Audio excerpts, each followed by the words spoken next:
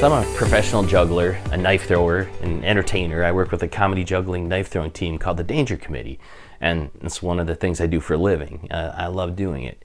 When I was younger, I learned to juggle at a Renaissance festival when I was 14, and I saw all the entertainers and jugglers doing all these shows, and they were getting money, and I decided that's what I wanted to do for a living.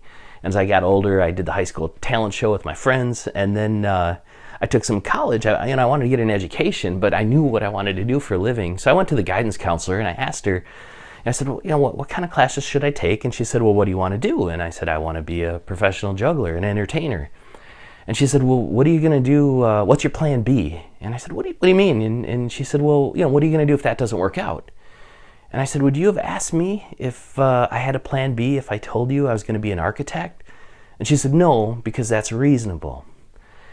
And I realized at that moment, sometimes you got to be unreasonable if you're going to pursue your goals and your dreams. And a lot of times the world's going to be against you.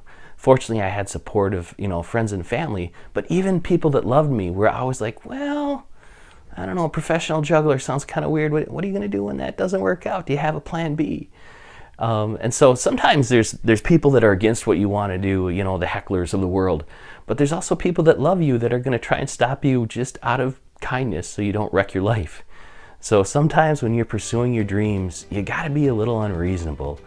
And you have to believe in yourself when no one else does.